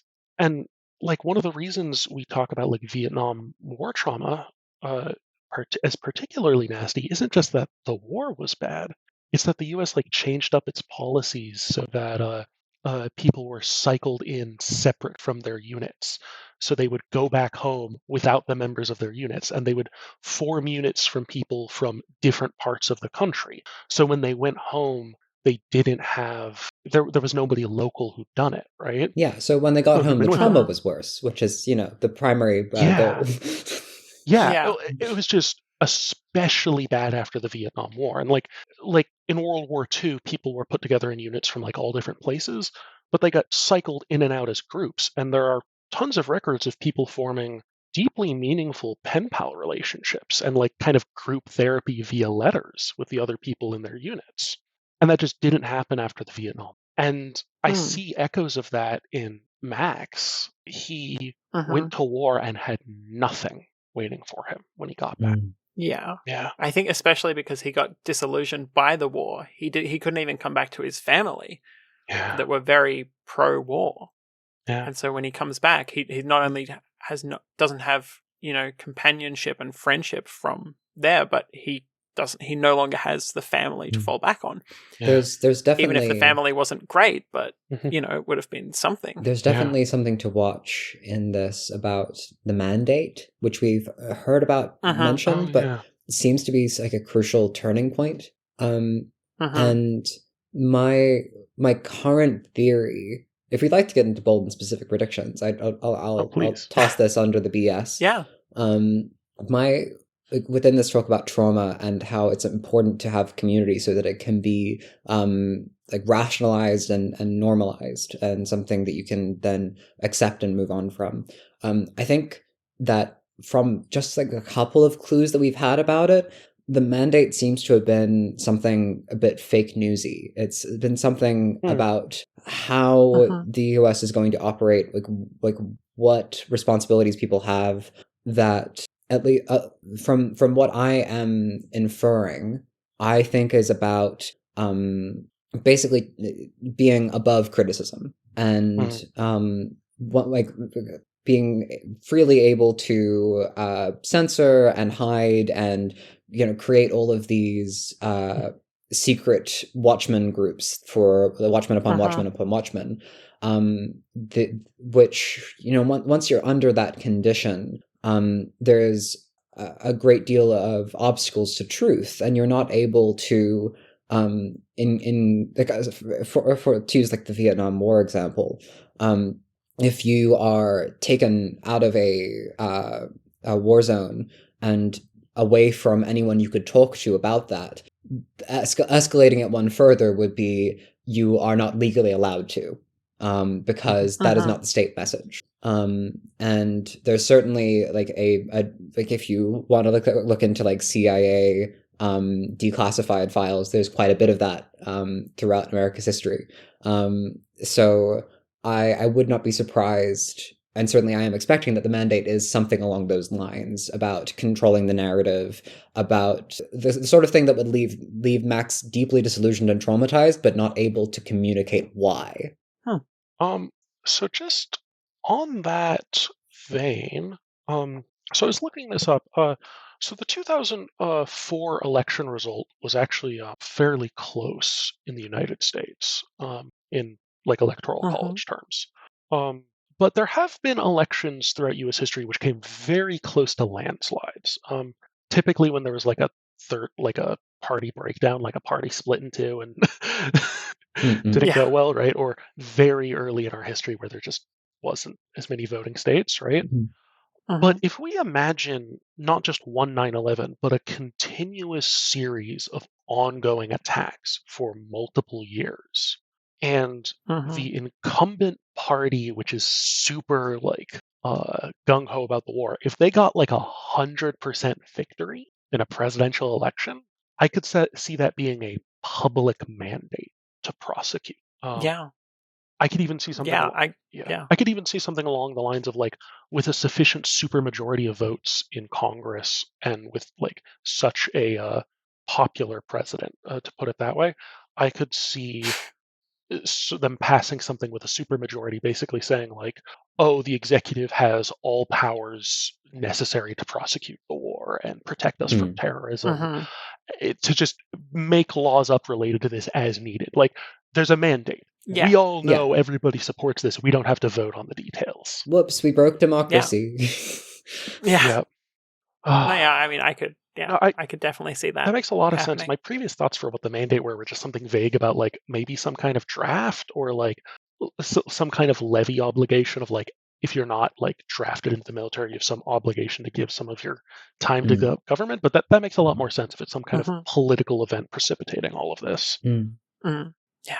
All right. You have a specific not a bold and specific prediction, but just a good prediction, I think. Here, Sengachi, if you want to share this one. Oh yeah, I think Davy's going to claim Nicholas was responsible for the torsoing, and that he made Davy responsible for their care, both to offload the actual work and as an implicit threat.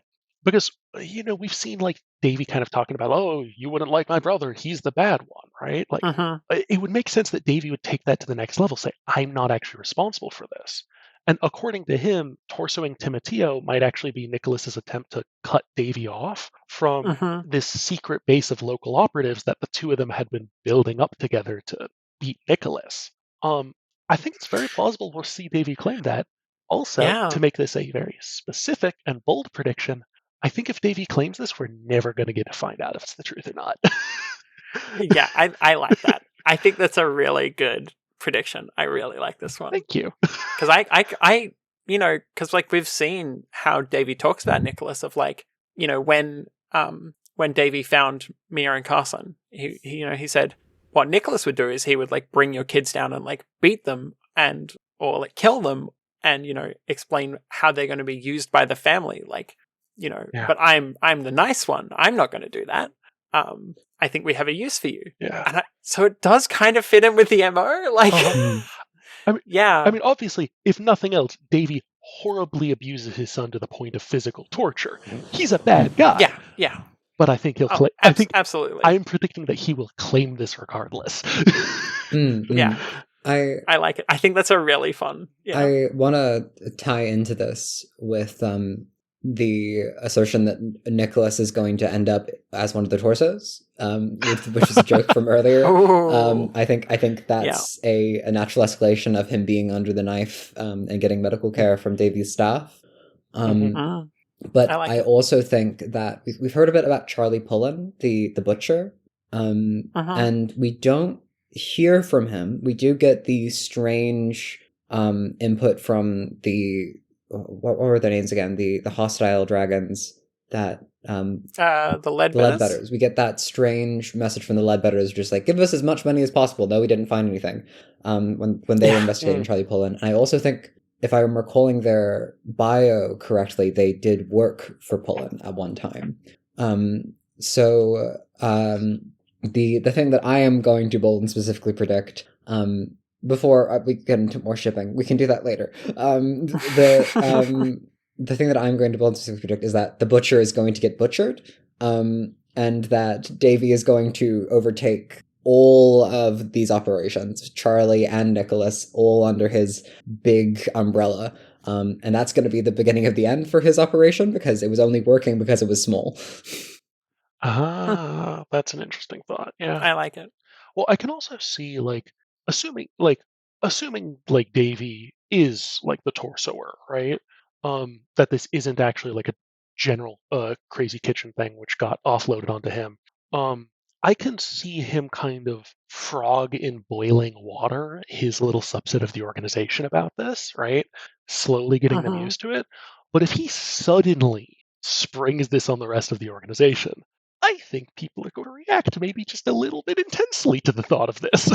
There might be a relative we even see from in there. Carlos that like Carlos says that like, oh, it's just stories. Like, it's not real. That's just stories that people say about Davy. So I don't think they'd be too happy to learn the truth. Well, actually, that's also really interesting. Carlos is a close enough enforcer that he's trusted with guarding Davy's own kids, and even he wasn't sure. I wonder if that's maybe just because, like, in times of peace, guarding the kids is seen as like a low threat job. Like, you foist it off to somebody who's, of the family, like blood of the family, like, so you can trust them. But it's not a job you give to somebody who's actually like high up there in the organization. Maybe it's that, but yeah, I don't know. Yeah. I have many thoughts about the whole torsoing thing, and none of them are going anywhere concrete. Yeah, it's a very interesting space. You gotta hand it to him. It's there's a lot to get into. It's hard to get a leg up to find something really material, but I don't know.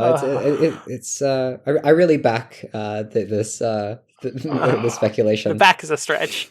God, Hey, really have hit a some stride spine. there. I will stand up for what I believe in. Okay. Oh my God. Okay. Well, I'm gonna tell everyone my BS prediction, which I think this one's it's BS, but it's 100% true.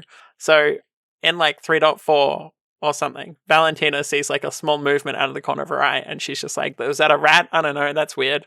I think that was a rat, and that rat is going to go to Addie.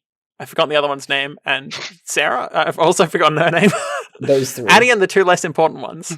Those Lucy, three. Verona, and Avery. That rat is going to ratatouille them. Yeah, LVA. That rat is going to ratatouille them the way out of there. I think that's it. What's that? Those trio are going to get their freedom. What's that Mabim Bam episode? Ratatouille.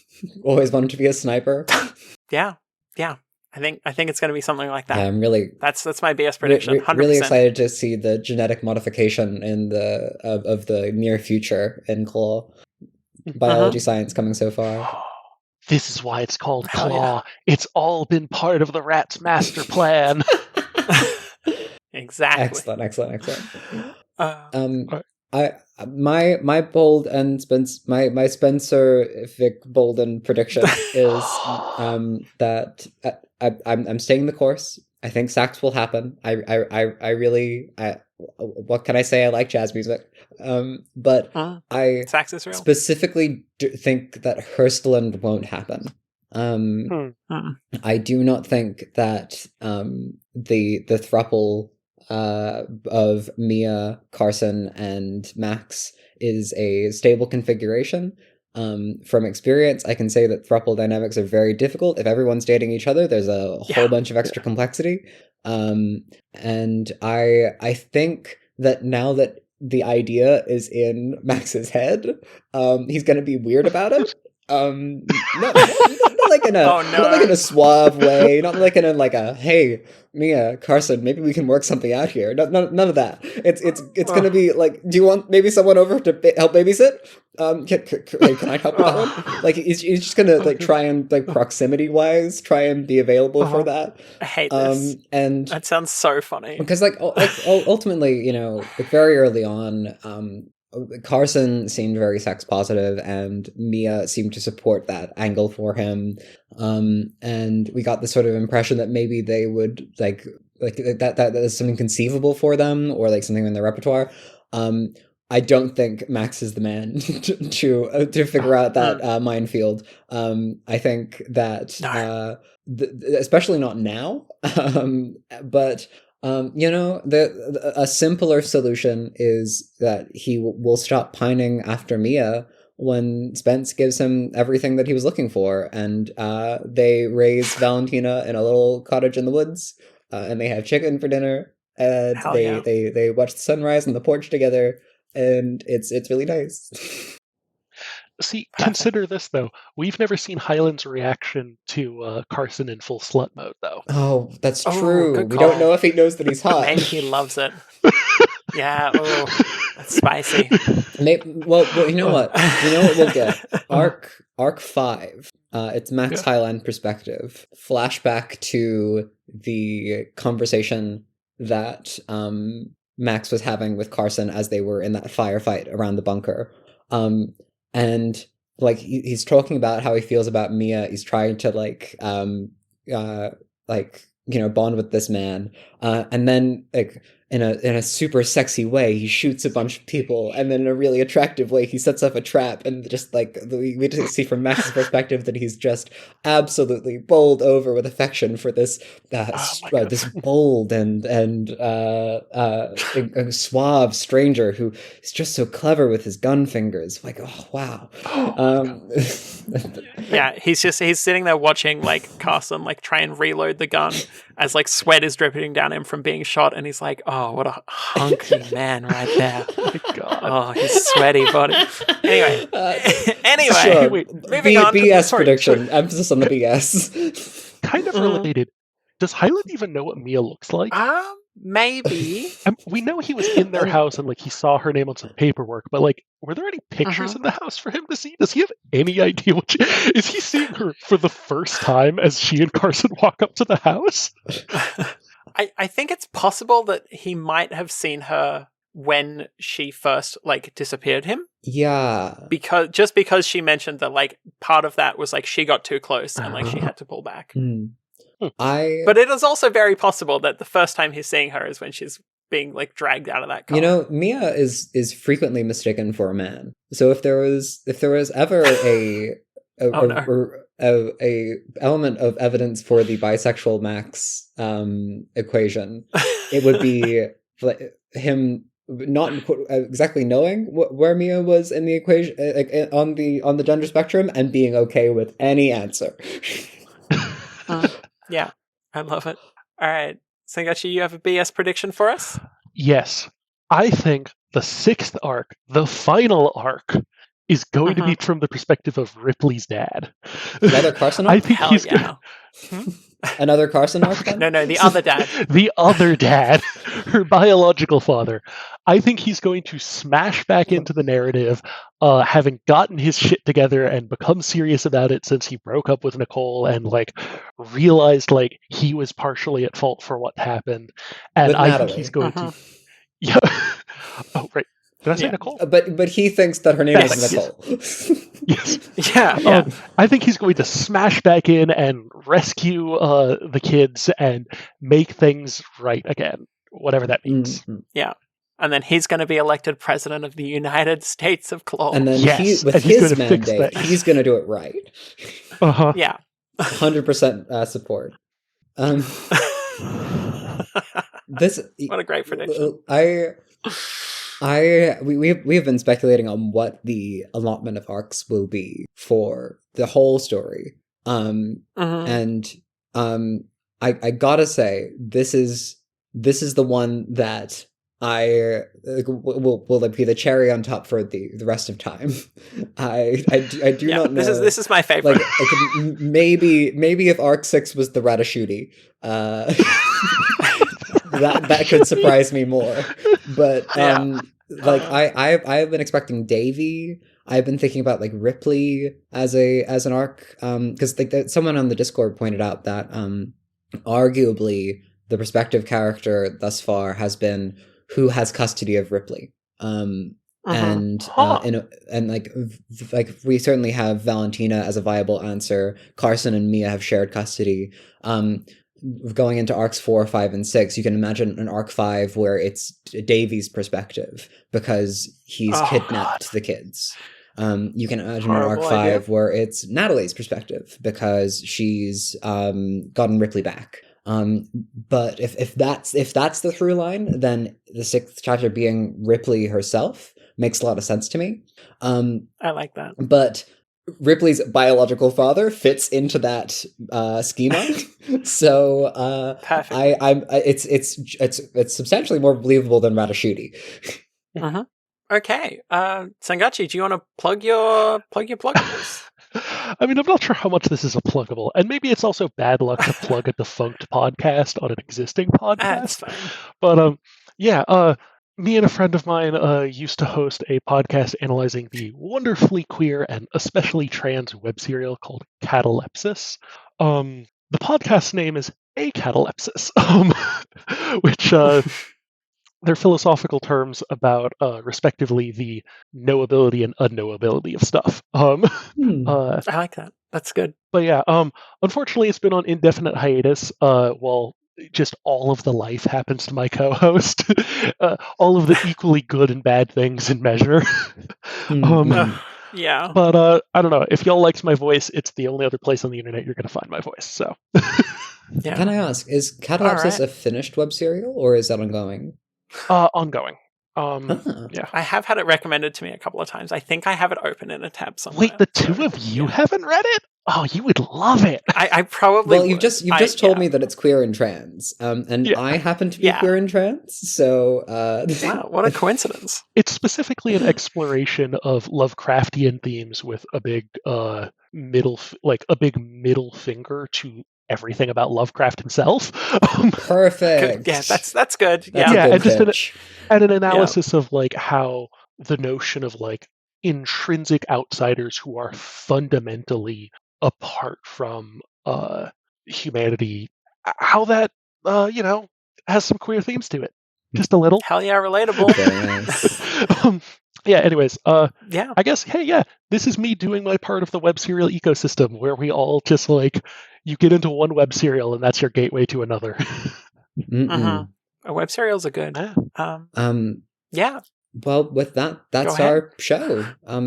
Check out Wildbow's Patreon at patreon.com/Wildbow. This is his phone filled with dangerous criminals. We're just dragons babysitting it. And please give us a rating and a review on the podcatcher of your choice. Yeah.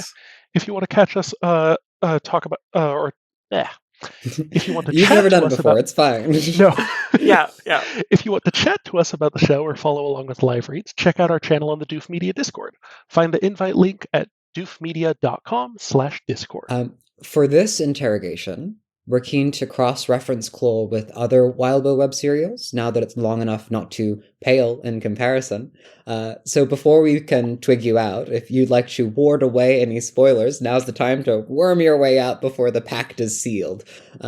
You've been warned, so let's get into wider Wildbow. Yeah, so this is, just to be clear, this is spoilers for all. Yes, we will be making free and unfiltered reference because... well, I myself have only just started Twig. I'm at Arc 2. I've got the rest of them under my belt. But yeah, okay. So we won't talk about Twig then.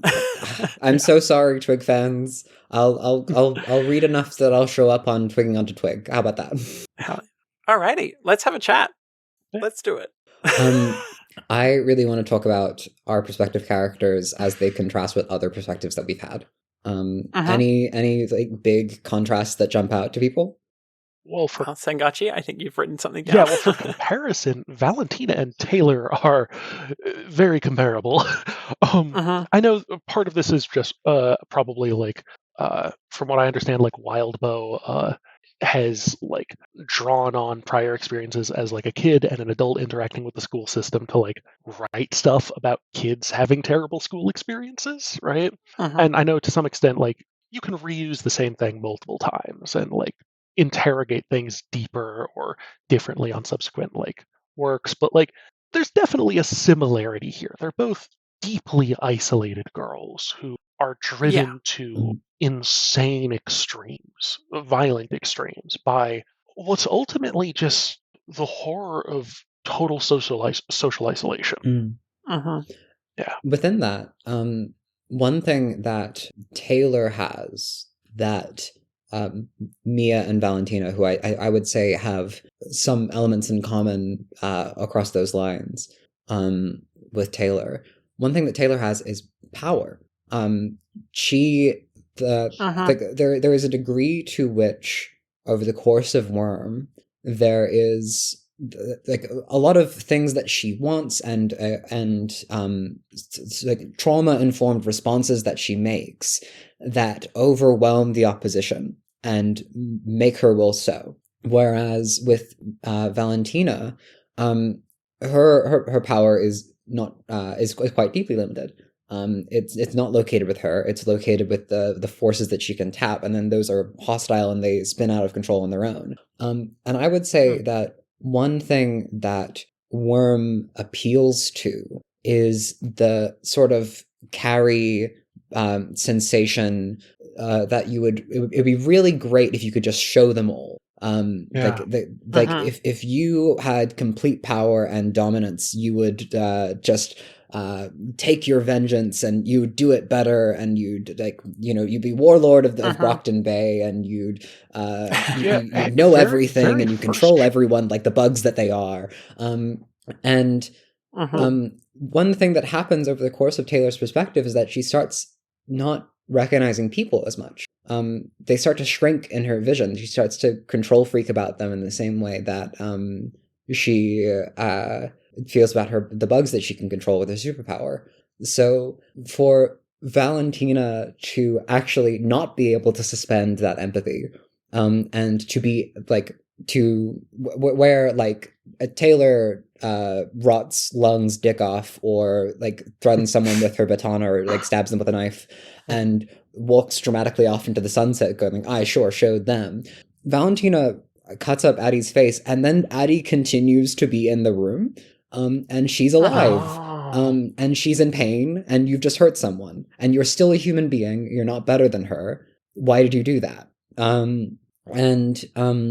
I think that there's something to say for how I'm a big fan of what message people get from works, and the message that Taylor gives of the dangers of escalation, the idea that if you keep ramping up, you will eventually bite off something bigger than you can chew, or lose something crucial to yourself. That the exploration of that is Worm's interest.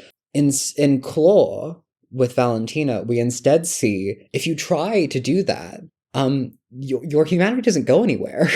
you don't become larger than life. You don't become superpowered. You're just another person in the room. And I love that, because a lot more people are going to experience something like Valentina does. Whereas I think a lot more people, there are other people that need to internalize the lesson that Taylor demonstrates over the course of her story, like in how Worm is a response to superpower media, and the sort of Superman vision of, if I was strong enough, I just fix everything, or I just make it how I want it to be, and is sort of engaging with that assertion and trying to debunk it, or like explore it more willingly. Claw never gets there. Valentina is immediately in the situation where she's playing with fire, and she's still got human hand. So I've really loved that complementary element. Yeah. Well, and also you brought up Carrie. Literally, the very first chapter of Worm, Taylor has a moment where she, I think, explicitly references like going Carrie on her school, and then like keeping control of herself and not doing that. But then that's really the kind of power fantasy or the release fantasy at the core of Worm, which is Taylor tells herself she's not going to go carry on the school and gets to hold to that. She never does lose it on the people who directly harmed her, but oh boy, does she get to live out some good old-fashioned ultra-violence on deserving targets.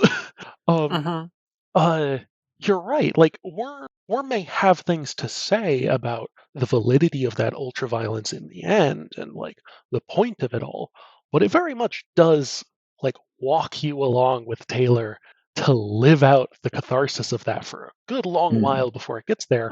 But here, you're totally right. Valentina gets her like moment of carving Addie up, and we don't even get any particularly lurid detail of the moment. Like, we jump cut to it like halfway through it. Jump cut.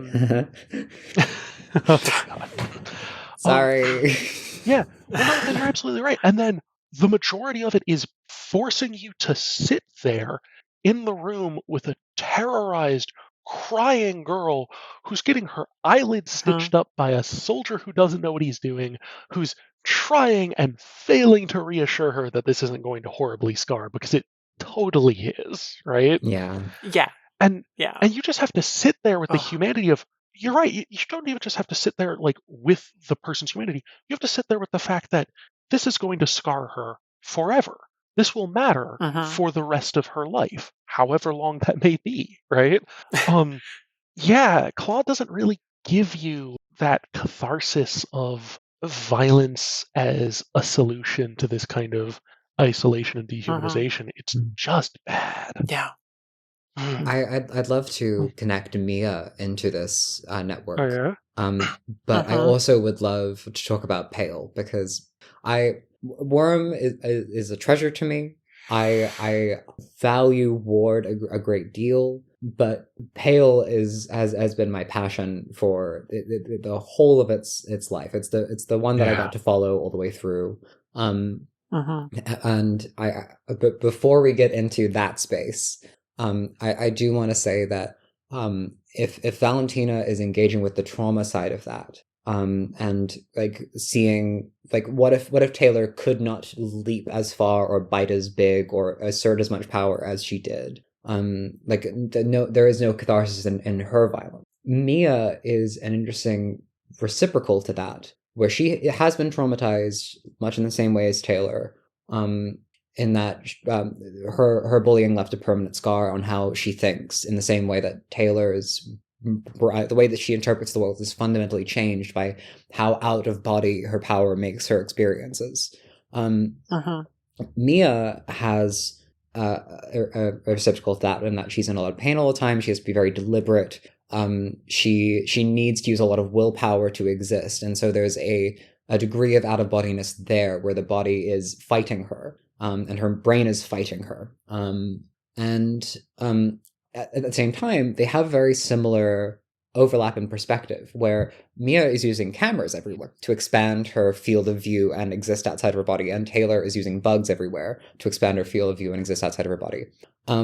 But where Taylor basically loses her life to, like, in terms of being an independent individual, like by the end of the story we have Kepri, where Taylor loses her identity to that trauma, Mia is trying to build on top of it a whole life. She's had kids, she's gotten married, like she's got a home, like all those like big like milestones of adulthood. And instead of it being a source of strength for her, it is a place of great weakness. It is the thing that is undermining what she has built. Which is when the trauma in Worm and Ward is demanding itself to be relevant, Mia is occupying a condition where she is fighting that demand of relevance every step of the way. She is a clenched fist trying to exist against the odds of what her injury has made her into.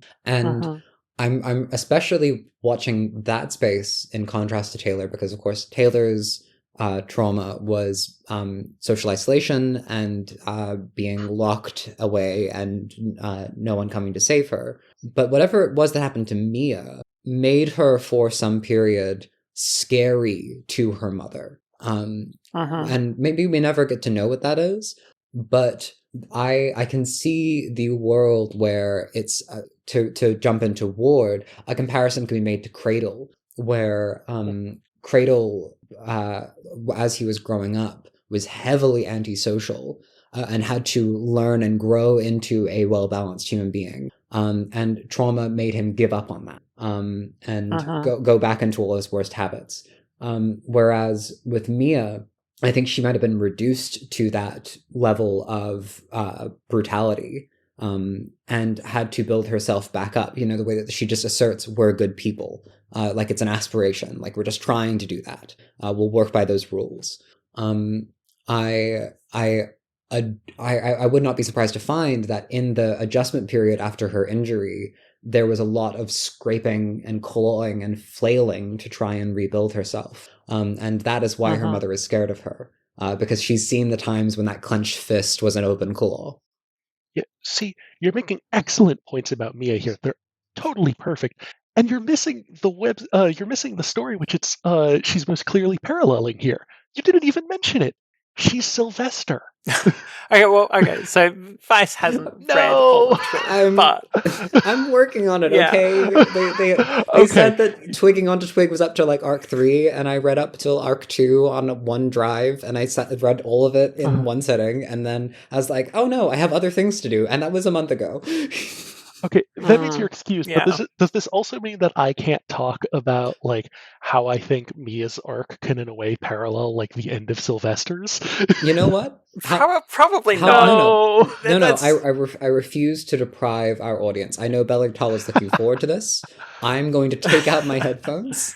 Someone message me in the Discord chat, and I will put them back on when you're done talking. Does that sound good to everyone? Right. Sure. I mean, I've read Twig. You've read Twig? I fucking love Twig. Okay, you two have a discussion about Twig. I'll be back in the moment you signal me. Okay. See you in a second. Bye. All right. So Twig.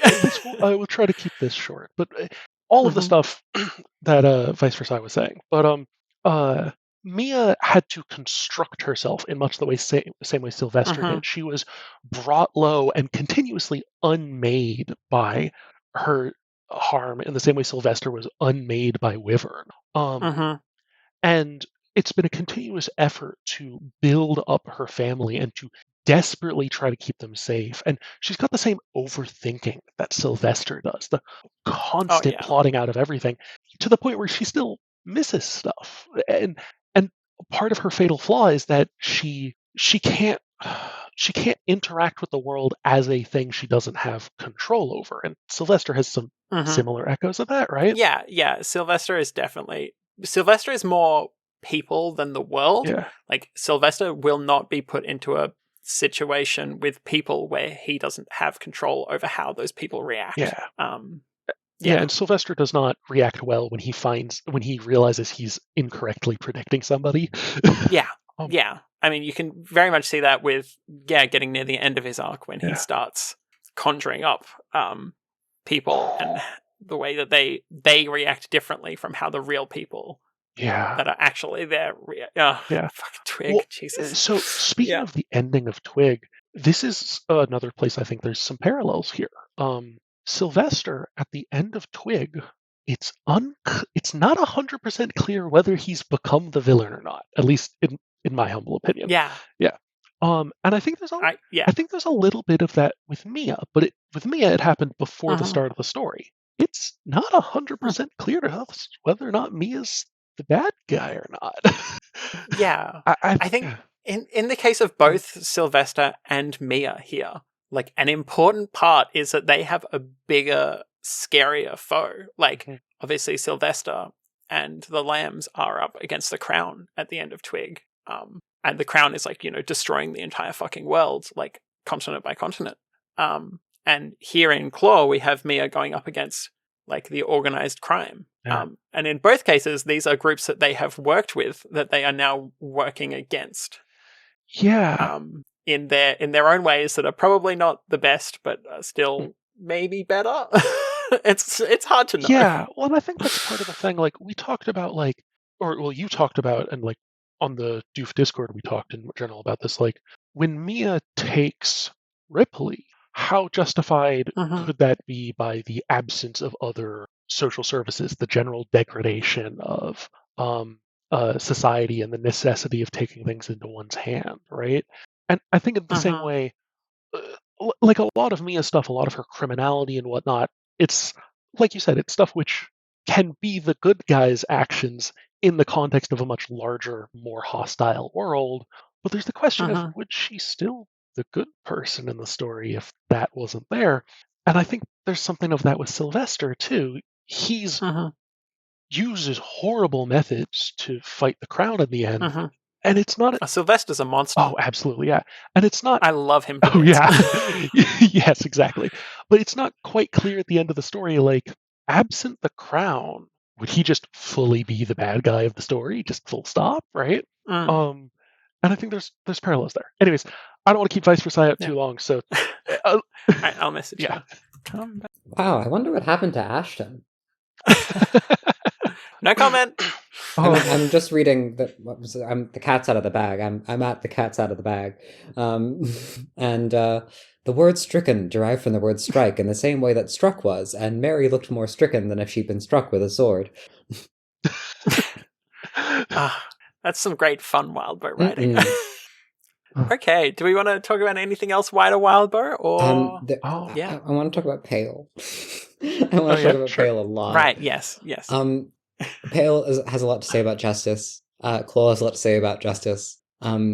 I would say Pale is about demonstrating that community is the way to achieve justice, and that it is a sort of active project where there's a lot of different ways to approach it, but it needs to be collaborative. And if anyone's going to be satisfied, they have to be involved in the process.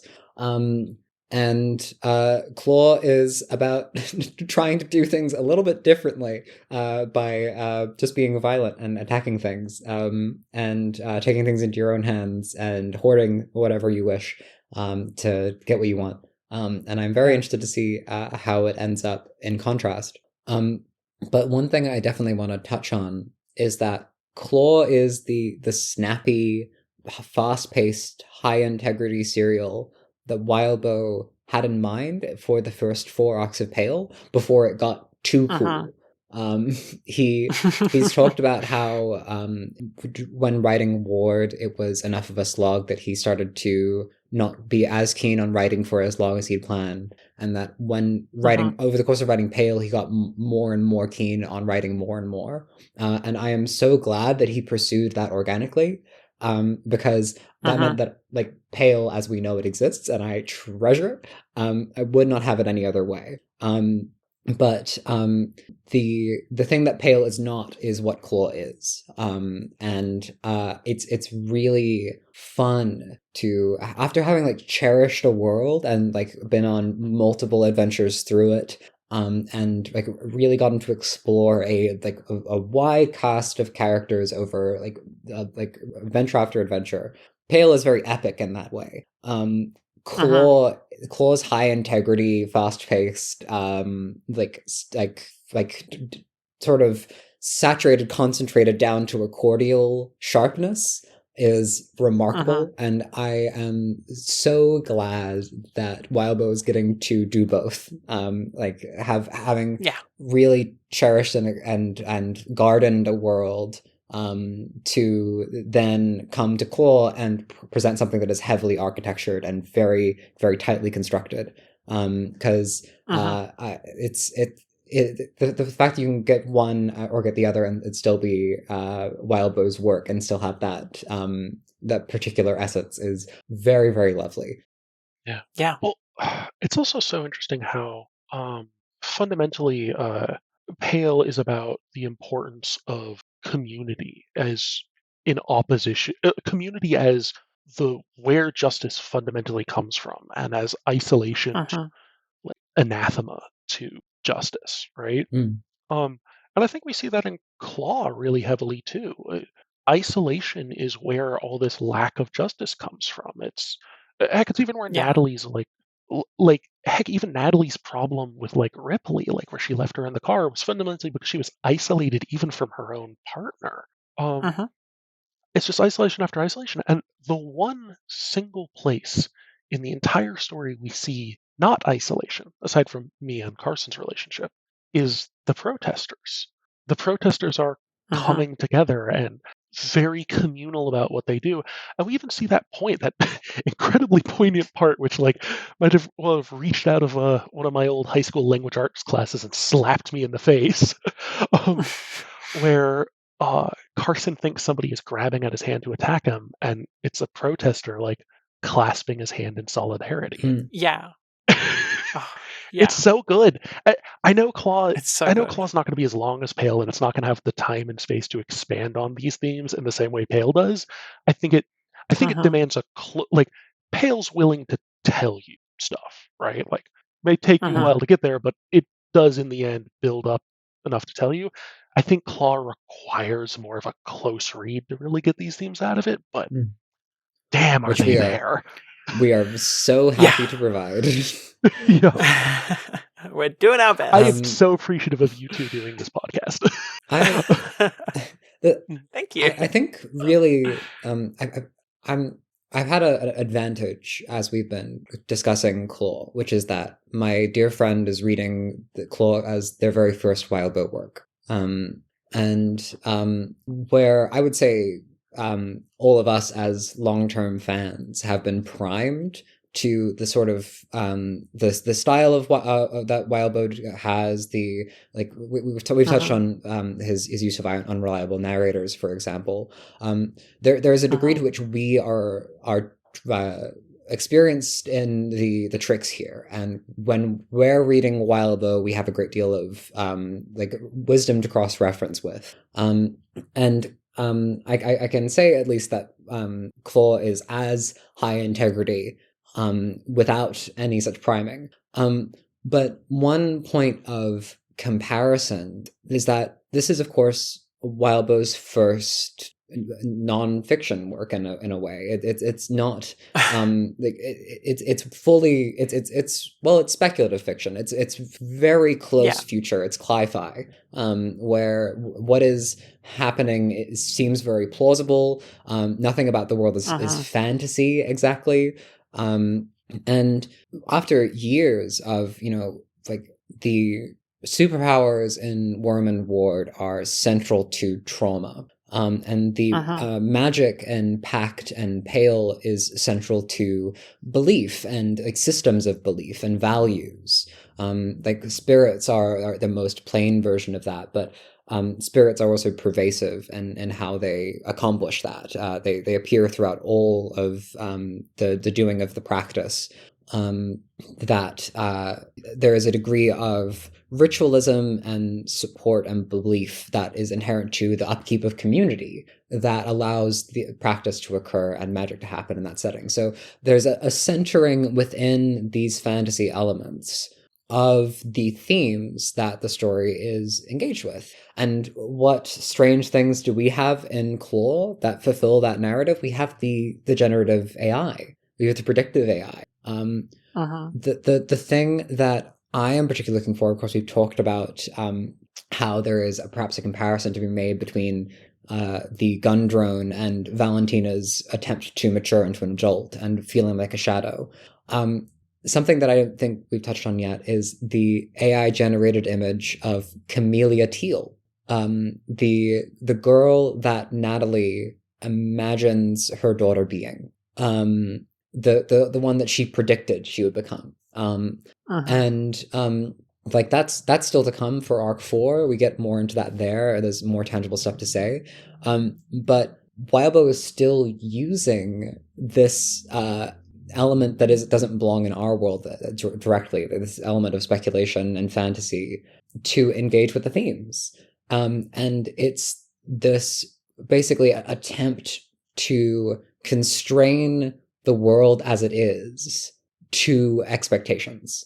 It's the hope that you can build a view that will grasp how the world will function and continue to predict how it will work. And certainly with the drone, we've established that it usually doesn't. And with Geo's campaign of the bullying, it is always harmful. So if we use like D&D terminology, if wisdom is understanding the world through experience and like having enough familiarity with it that you can predict how it's going to go and have the insight to prioritize things, there is a degree to which Claw is about where that predicting habits fail, where they fall short. And it's my favorite thing in the world. If I ever do write the Lucy Ellingson as best girl essay, I'm not gonna shut up about how her practice interacts with justice, and like the symbolisms of like what spirits and animus she works with. You should write that essay. It may happen. It may happen. I'm currently at university. It's possible that I will be given reason to write it as a full thesis. If there is an assignment that will overlap my hobbies with my education, that is where I'll put that time in. Because in the meantime, I'd love to get into specifically with the analysis of Lucy, to do with the injustice of rupture and the great question of absence, and how the absence of things in someone's life can create an echoing trauma, So there'll be things to get into there about especially racism and prejudice. And you can see why I want to get citations and research for this one, because Yes. all these ideas are too big for me, and my notes are already too long, and I want to do costumes for it. I want to do like individual segments. The ambition is too high for me to achieve at this moment. But if it ever does happen, hopefully it will happen in a way where I can have a little cool section, like a little wider wild bow addendum at the end to just go, this kind of fits very well with everything else that happens. Well, alrighty. How are we feeling? Anything else we want to chat about? I don't know. I think y'all did a pretty comprehensive job of Arc 3 even before I got to help with it. And I think this just about wrapped it all up. Yeah, well, I mean, we've still talked for 2.25 hours, so I think we did pretty well. We can't be upset about that. The only thing we haven't touched on is Ward. Yeah. But yeah. I don't know if Valentina is the character to explore Ward with. I don't because think so. Maybe there's something to say to do with Kenzie and surveillance. But that's I think that it's trying to square peg round hole. It's not exactly it's not cleanly related like other things we've covered. So maybe for next arc, actually. Yeah, we'll see how we go. Surveillance certainly comes up there. Well, I guess I could say, I mean, obviously, Wildbow, all writers improve over time, or you hope they do. And like clearly, like Claw is like showing off some of Wildbow's technical improvements in some ways, just like how he's writing like the Gang War Decline relative to like how it was written in Worm and everything. And I think one comparison to Ward is this is my personal opinion on it, but I think Carson's a better written sociopath than Cradle by a little bit. I don't know. It's the only comparison I can think to make between them. But I don't know. It's just the kind of thing where, like, whenever I notice like something a writer does, where I'm like, I don't think this quite works, or like is as accurate to a real life thing as they're trying to like do, and then they like do it again later. And it's like, oh no, that's perfect. That's great. I love seeing that. It's I don't know. I love seeing writers grow. Yeah, it's really cool. Yeah. Yeah. Carson. I guess for context, for those who aren't in the Discord, yes, Sengachi. Yes. Yeah, I have a fair amount of personal experience with sociopathy being very, very long story short. It is not a thing which has a good, solid definition for political reasons, psychology political reasons. It's complicated, but I think I meet the definition about as well as you could describe. I think I've done a pretty good job living a nice life with like compassion and nice people in it regardless. But I tend to have a lot of opinions about depictions of sociopaths in media most of the time about how they're terrible. And like with Cradle, I was like mostly but not perfectly pleased about it. And then with Carson, I was just like, oh yeah, this is great. This is fantastic. It's not strictly like my experience, but this is accurate. Yeah. Like this is not my experience in the sense that different people have different experiences, but yeah, this is great. I love it. It's fantastic. I think if there's one flaw that I'm not sure if it's even a flaw per se. It's a consistent difficulty in analysis. The sort of noise that is created by the fantastical scenarios in other works. Like when we talk about Cradle, we have to talk about the shard dynamics, and like the token trading of personality traits. And that's not never going to be an accurate depiction of a sociopath. Sociopaths can't do that. Unless there's something that you haven't told me yet. As Carson certainly can't, and it is sort of refreshing, like a glass of cold water, to have something that is quite heavily realistic in its depiction and doesn't have that noise. If there was, I certainly can say this of Worm. There's a lot of beats where the way that a person is behaving is so heavily influenced by shard dynamics and power dynamics that the degree to which they're what's the word? a valid depiction of whomever they may be, whatever walk of life they might have come from, is significantly screwed. And you have to have that conversation with that like weight of on the scales. Whereas, well, I'm very glad to hear that with that noise no longer not present in this work, Carson comes through very clearly. Yeah. Well, I mean, that's the classic problem of writing fantasy and science fiction. It's attempts to do representation are necessarily warped by the lens of the story you're doing. It's, yeah, and that's something where you can, I mean, I don't know if you can get better at, like, there's elements to which, like, being able to portray things in a fantastical way, in a weird way, lets you be more honest than if you had to just show it plain. But of course, there's obvious advantages to showing something plain. Yeah. I don't know. It's one of those things where, like, sometimes there is simply no one perfect way to write something. There is only the conversation with the corpus of literature in general. Yeah. Yeah. Are we all very pleased? I think that was I think we're all pretty pleased. Fantastic. I think that this segment is going to be something for interrogation episodes going on out. I think so. I do hope that we'll get the chance to talk about Victoria with the right character to compare to, because Ward, very special place in my heart. And the fact that, just as a final signing off note, Claw has quite a few names from characters that have appeared elsewhere. Like we have Natalie, as in Natalie of the Ward team, their paralegal, and from Breakthrough, and we have Mia, best friend of Lucy, who definitely, when I was reading, because there was a couple of Mia characters in my mind entering first chapter, my visual of who Mia was noisy. It was overlapping several different mental images at the same time, which is fun in a big way, because it produces strange comparisons, characters that you would not necessarily put on the same level as one another.